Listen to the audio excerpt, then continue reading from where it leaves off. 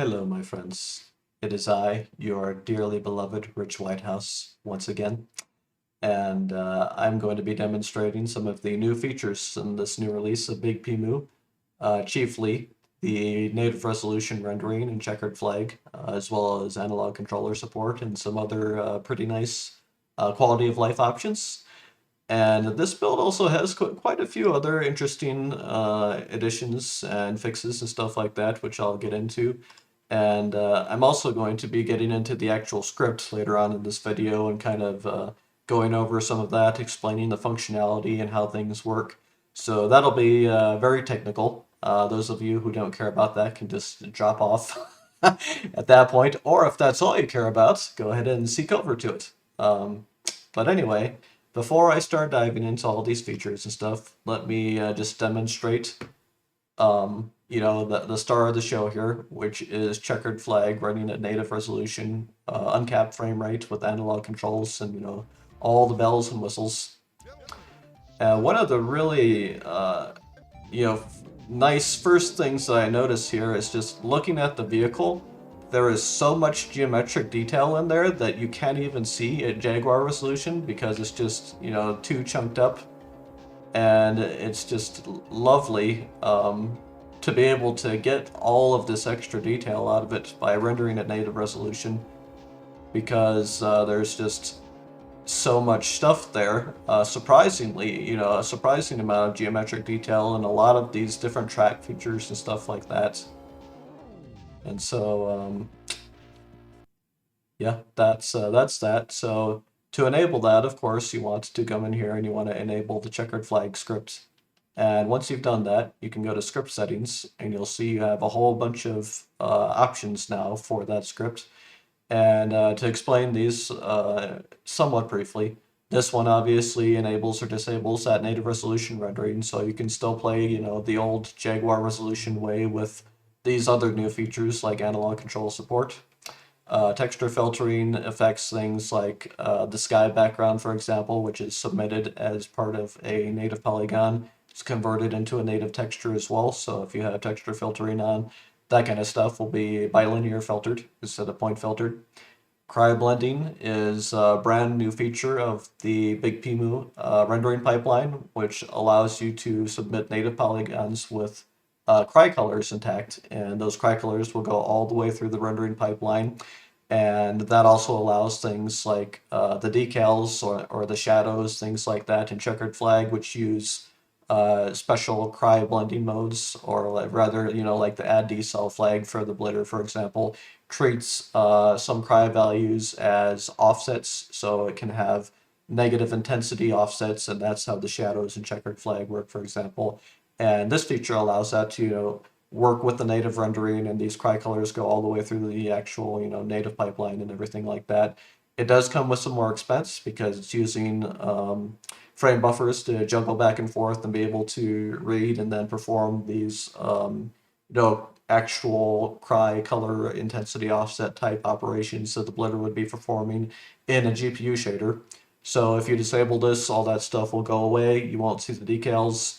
It will be faster, but of course, this is not exactly demanding stuff. Yeah, it's very low geometry counts, and although will be some full screen passes for some conditions, if you're interleaving like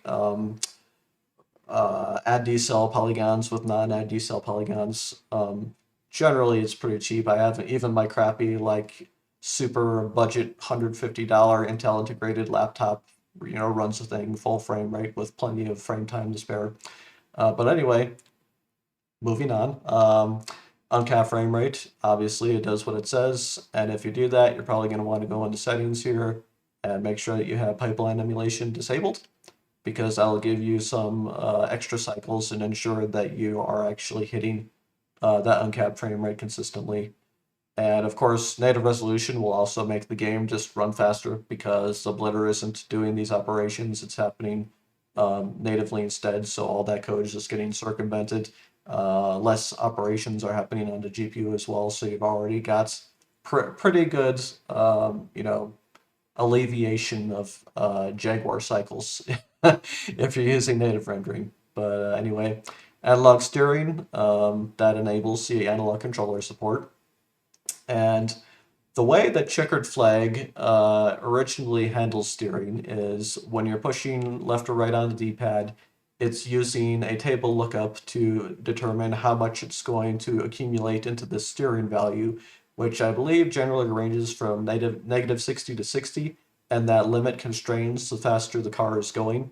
Um, and so what I am doing is I'm kind of hooking in there and I'm applying this the analog value directly to the steering value.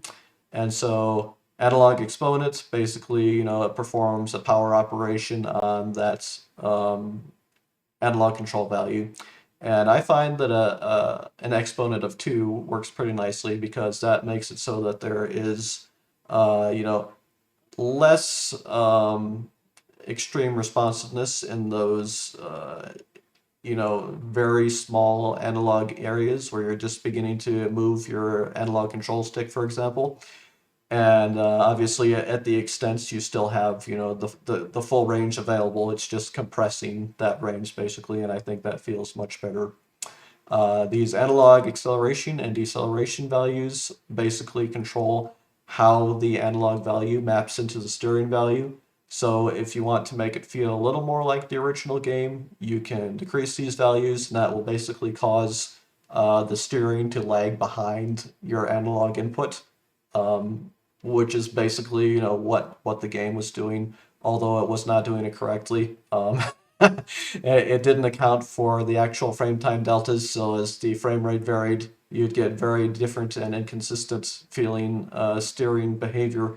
Obviously, the analog input doesn't fall prey to any of that. I'm doing my own frame time delta tracking in the script and applying the appropriate, rates based on the actual frame time to all of these values as I accumulate them into the steering value. So all that stuff works nicely no matter what your frame rate is.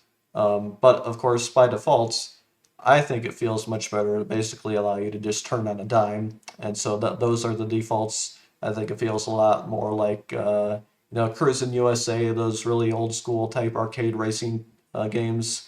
And to me, that's what this game probably should be because it, of course, doesn't have any real racing physics. It's not trying to be a Gran Turismo. And so, having it turn on a dime just it seems appropriate to me, but of course, you're free to mess around with that. The analog cost limit is basically, that steering value I mentioned. As the car accelerates, the limit gets smaller.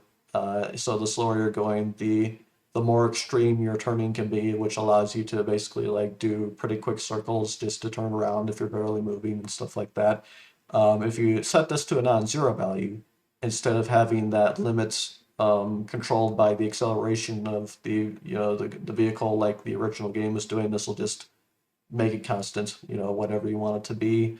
I actually think the original behavior of, confining the limit as the vehicle accelerates feels pretty good. So by default, we're still sticking with what the game does. And similarly, this limit scale will allow you to just scale whatever the values the game is putting in to, either make your steering value able to expand more or confine it more, whatever you prefer. Analog camera swing, you'll find that, originally when you're playing the game, turning with the D-pad, the car will turn ahead of the camera. I don't think that feels very good. And so by default, I'm not doing that with the analog input, but if you wanted to do that, this will allow you to do that. Delta speed compensation, you'll also notice that if you uncap the frame rate and you're running at a really high frame rate, your car will accelerate ridiculously. You'll just blow past all those AI drones. You'll be doing circles around them. And that is because, in addition to the steering, they also screwed up the frame time deltas on the acceleration. And, shit happens. When you're running on a Jaguar at horrible frame rates, you tend not to notice stuff like this. So, but anyway, so the script can hook into that and apply deltas correctly. And it's actually applying half the delta frame time with this option because I think something else must be like reapplying the frame delta that the game actually does keep track of. So it's doing some kind of like double delta acceleration or something like that. But this seems to feel just about right. You're moving at just about the same speed as those AI cars when this option's enabled, regardless of the frame rate. Camera tilts, you'll notice as you're driving around the track, if you hit a surface that's kind of tilted, the camera will tilt along with the geometry of that surface. My friend John mentioned that that was one of the things that really bothered him about the original game, and I kind of agree. In addition to just not feeling very good, that logic also tends to flip out really badly at different frame rates, and sometimes they'll just go totally nuts and the camera will start spinning all over the place if the frame rate is too high. And so I've included this option to just disable that feature entirely, which automatically happens when you uncap the frame rate, because I'm not going to go in there and figure out what's broken in that code when I don't like the behavior anyway. So, and then there is skid noise, which is enabled by default, but I prefer to play with it off because these analog controls allowing you to turn on a dime, the skid noise is based on what the steering value is. So if the steering value is high, it'll start playing the skid noise. And so when you're using the analog control, you'll hear skid noises all the time when you're making extreme turns. And I just find that annoying, so I play with it disabled, but of course, it is up to your preference. And so, having demonstrated all that, let me go into some of these debug features as well. And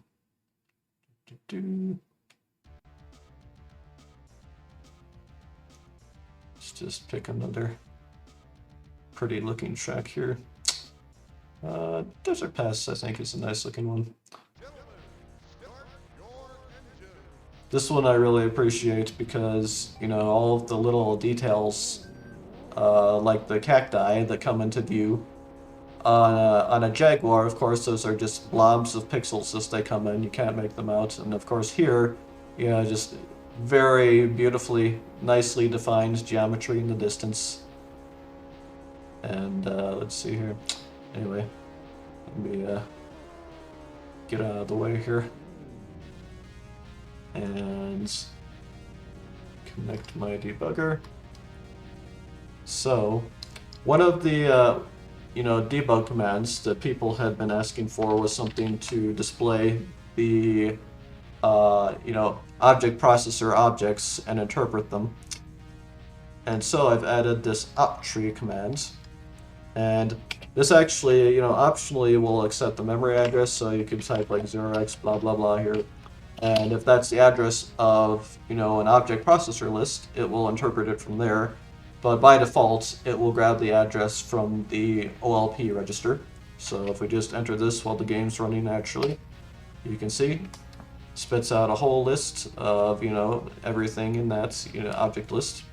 And you can see based on the object type, it's here's the actual address of the object, and it's telling you all of the interpreted data in that object here based on the type. And then these last, 1 or 2 or 3 words are, what the object is actually, made up of. And so that will vary. Most objects are 64-bit words, bitmap objects are 2 64-bit words, and scale bitmap objects are 3 64-bit words. So you'll see all that data in here. And of course, when I initially implemented the debugger, I was like, well, any Jaguar developer worth their salt can just look at this value and know exactly what's in there. But apparently, not everybody, operates that way, and there's a significant pull for this kind of functionality. Kind of surprising. I figured people will be used to just looking at this junk by now, but anyway, that's there, and you can see indentation is used to represent the actual hierarchy.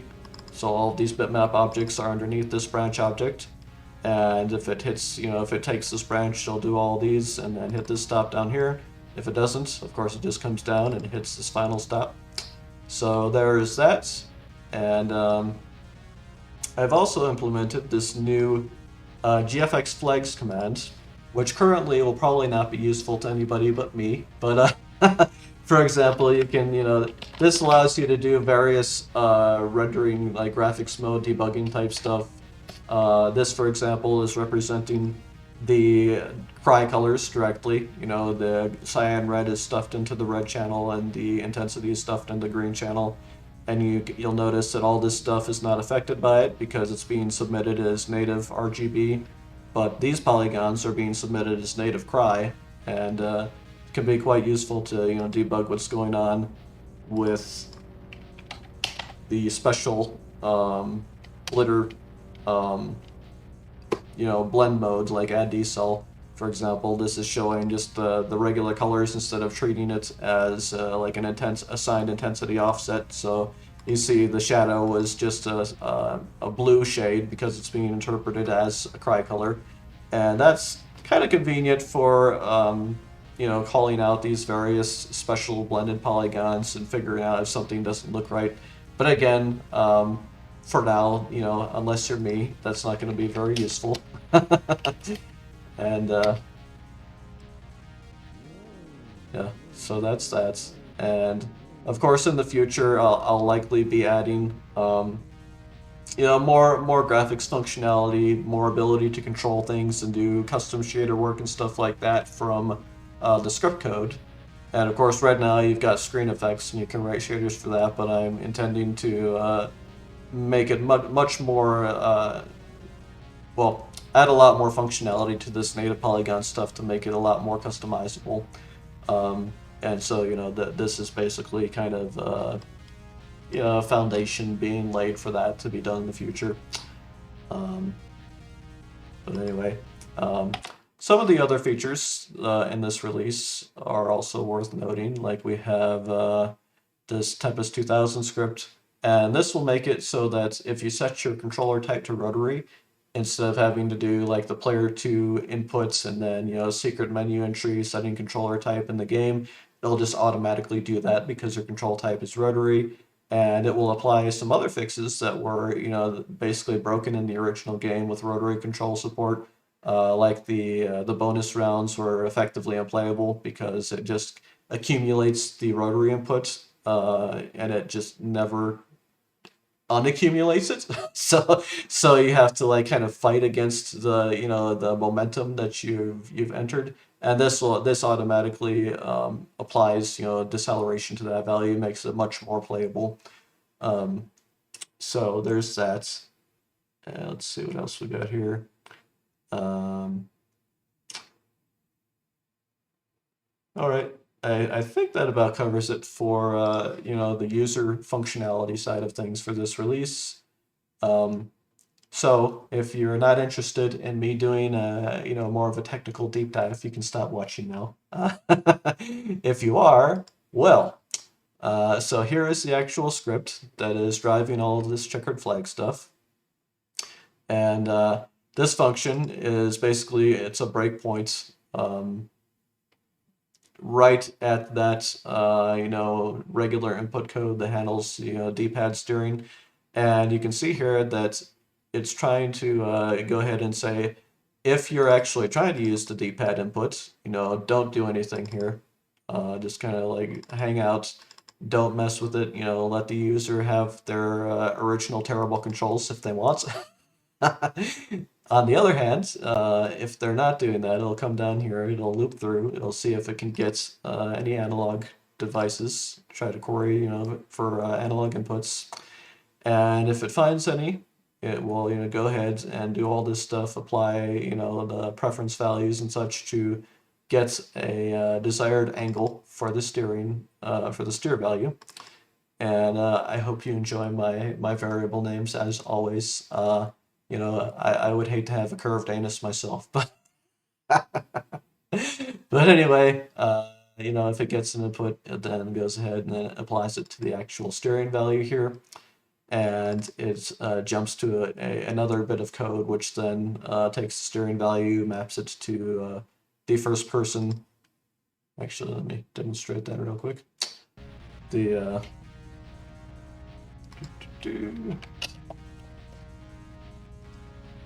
So this is the first person view, and you can see, like, as I move the analog stick, it maps maps to this. It's a little bit less granular than the actual values, so don't worry. The actual steering is much more precise than this thing, but this can actually be kind of useful for adjusting your sensitivities and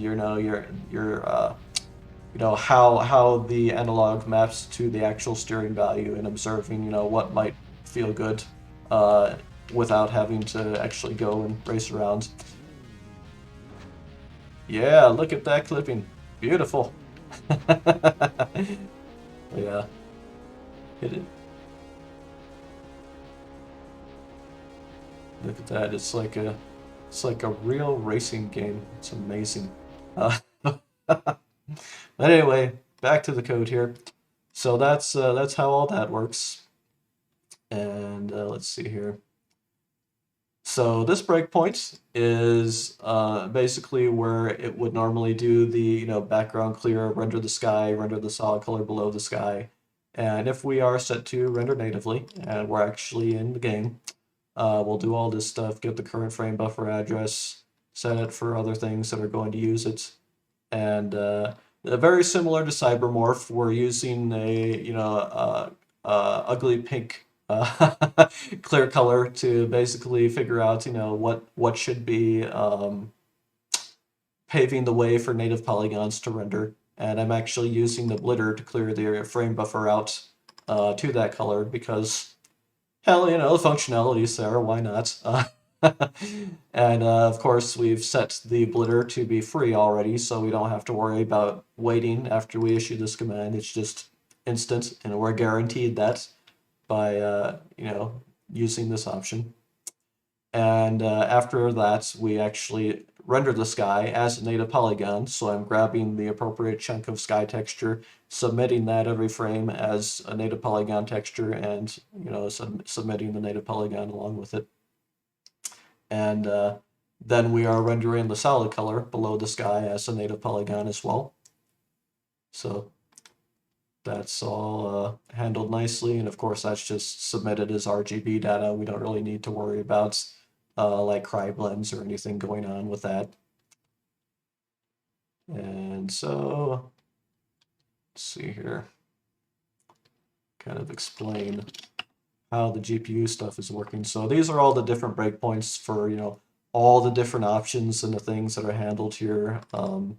There's a lot of stuff because I ended up adding a lot of options. There's a lot of customizable functionality here, but the interesting bits all stem from here. So this breakpoint happens right as the game finishes uploading its GPU code, and we're going to then patch into the GPU code because you always want to do this right after the code's written because unlike 68K breakpoints, the RISC breakpoints actually write into the instruction memory, and they take 8 bytes of instruction memory, at least the script breakpoints do.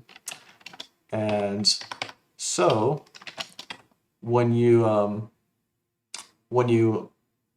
add one of these breakpoints, you basically want to replicate the functionality of those 8 bytes worth of instructions that you stopped. So you'll see stuff like this, which is me just translating that those instructions directly into operations to make sure that things are still working properly. And then once that's handled, if we're doing native rendering, this is where we actually intercept the polygon, and we get all of the points. And unlike Cybermorph, we are actually never using the depth buffer because Checkered Flag doesn't use the Jaguar depth buffer. It just sorts the polygons, and so we're taking advantage of that and adding the polygons in the exact same order that Checkered Flag does. And so we don't have to have a depth buffer either. We just we depend on the order that the game is submitting polygons in, and that all works out nicely.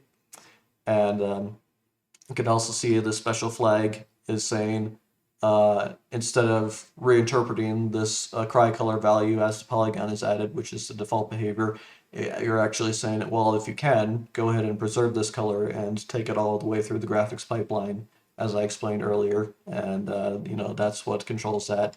And this flag basically is what controls whether the blitter would normally use the add decel flag, and so if we have that flag set, we also set this flag on the polygon, which again tells the renderer, hey, you want to treat this as a specially blended object and perform these special blitter operations in a shader. And another thing worth noting is that, of course, in Jaguar lands, everybody was doing their own hardware, not hardware, their own, well, kind of hardware, but their own, clipping and transforms and everything, typically in their own GPU programs. And so there is absolutely no consensus on things like winding. What is a front-facing polygon? What is a back-facing polygon in terms of winding order? And Cybermorph did things similarly to the way that most modern GPUs and APIs work in terms of what's front facing and back facing, but Checkered Flag is backwards, so we just compensate for that by adding the vertices in backwards order. Simple enough. And another interesting thing that it does is it actually has detection to say, well, this polygon is so thin that it breaks down to just a simple line, and there's an optimized path so it can just draw that polygon in distance or whatever as a single line. So we recognize that case and we say, all right, we know what the native frame buffer height is, so we're actually just going to draw that thing as basically a native frame buffer pixel, and that ends up looking quite nice generally, so that's how I handle that.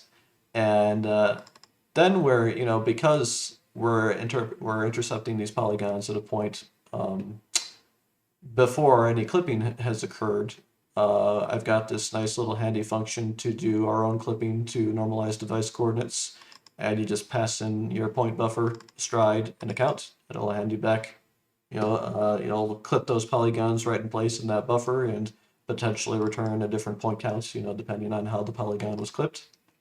And then, of course, if it didn't clip it away to something that is no longer a polygon, go ahead and add it. And one of the other really nice things about the way we're handling this in Checkered Flag is, you see this Checkered Flag core to screen function. Normally, the game is just shifting right by 10, cutting off 10 bits of precision, and that's the quantized position that it uses to actually rasterize feed coordinates to the blitter. We can take advantage of all that precision and say, all right, well, we're just going to divide by 1024, and we're going to, have a nice precise coordinate that is actually, in the subpixel range. It doesn't have to snap to these, crappy quantized coordinates that you would normally use for rasterization at Jaguar resolution. So we automatically get all that nice precision, and that works great for native rendering because you've got all that extra geometric precision and detail, and that's why we can see all those nice, extra details that are impossible to see at Jaguar resolution. And so, we've got similar things going on, like, the sky and background, we're using these quad functions. And these are just basically adding vertices automatically, clipping. And another thing to note is that, normally as a graphics programmer, you expect normalized device coordinates are going to be in the range of -1 to 1. Here, our normalized device coordinates are actually 0 to 1. And that is just a function of how, Jaguar games operate. They're always going to break down to feeding coordinates to the blitter, usually in the range of like 0 to 320 on the x-axis, for example. And so it just naturally works out that it's easier, it's more, convenient and less, operations, etc., to just have our normalized device coordinates be in the 0 to 1 range. So that's how everything works here. And that's also how the native polygon API expects coordinates to be fed in so that it can then scale to whatever the native resolution is. Let's see here. And of course, this is a handy function that you might use in other scripts. Maybe I should just make it part of the CRT library set, but but anyway, this is how you calculate the actual system time at any given point in execution, and this exec time function is what will actually give you that sub time slice subtime slice time, I guess. Basically converts, whatever the current cycle is to a time on top of the accumulated frame times. And yeah, I think that about covers, all the interesting parts here. But of course, this script is included in the actual build, so feel free to go through it and review it, learn from it. And I think, with both Cybermorph and Checkered Flag now making use of this native resolution stuff, I think it's pretty robust. I think, I had a chance to shake, hopefully, all the bugs out of it. And so anybody that's using this for other games or, homebrew developers that might be, or, not necessarily homebrew, but, Jaguar developers that might be using this functionality to spruce up their games in the emulator, I think it'll be pretty nicely set up for you. I don't think you'll encounter any problems. And of course, always feel free to reach out to me. I'm sure extra functionality will be requested because I already, I've got all these ideas for other things that could be added to enhance this and do interesting things with the games. But hopefully, what's there is going to be enough to get people up and running if they're interested in this stuff. So, um, yeah. This is another, kind of useful thing that I added with this build. You can have save state callbacks. And so this is basically allowing you to piggyback your own data into a save state.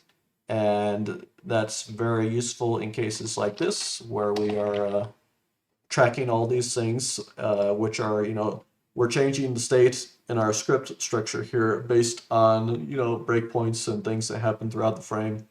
And so if we were not preserving this as part of the save state, and we went to save the state, stuff happened and this structure's changed, and then we loaded the state, and the structure wasn't updated with the previous state, of course, things would get desynchronized between the script and the actual game state, and everything would break. So this was pretty necessary functionality to handle things in this way. And of course, we could have handled things differently to compensate for it, but I figured, well, why make people suffer like that, when I could just add this bit of functionality and say, oh, well, you can just pile your own data into the save state and then everything will be fine. So that's how that works. But yeah, I think that covers everything. So please enjoy. And as always, if you find value in any of my work, hopefully you're already supporting me on Patreon. If you're not, it would be much appreciated. And please encourage your friends, your family, your fellow Jaguar developers, etc. to support me because I'm still going through some pretty rough shit on the medical front. All kinds of bad news on the cancer front, to be honest. I don't want to delve into that too much. It's still kind of up in the air in terms of exactly what the hell is going on with me. But let's just say my contract work output has been a lot less than I would like over the last year, and so that Patreon income is very vital for me. Actually, it's really helping me, survive. Pay the mortgage.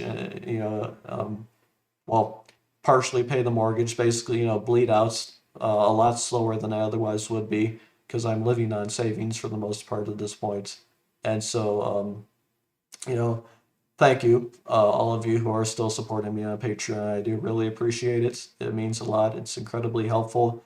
And if I don't die in the next year, I I do plan on starting some, major new projects, and I'm going to be holding Patreon polls to see, I'll give people kind of the palette of the different things that I want to work on and see where, what the interest really is, the majority interest, and that'll kind of influence my decision on what I decide to work on next. And got a lot of different ideas that I'm rolling around, things that I'm pretty excited about, from other emulators to very game specific enhancement projects, stuff that kind of branches the Jaguar into other platforms, which I won't go into too much detail on because I want that to be a nice surprise when when I announce my new project ideas. But you know, there's a lot more stuff coming, and it's only enabled by this Patreon support. So it means a lot, and I really appreciate people supporting me. And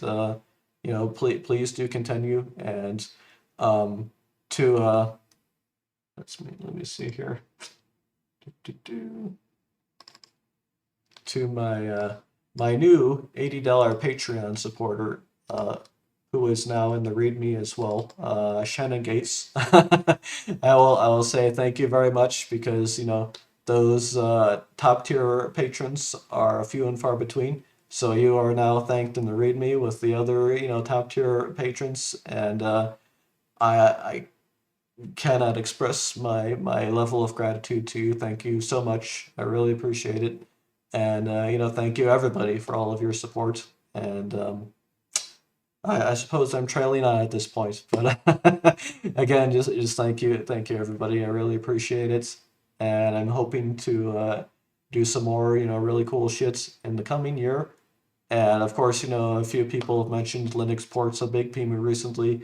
Yes, I have not forgotten. That is still on the schedule, and I expect I'll be starting work on that probably early next month. It really depends on if I can get any real contract work, and what that contract work is, and stuff on that side. I am being a lot pickier than I have been about contract work in the past, because I don't want to get sucked into any of those throwaway projects, stuff that's destined to not be released, or stuff that's like kind of shitty and obscure, just like money makers for developers and publishers, which normally I'll be like, okay, put the bread on the table, whatever.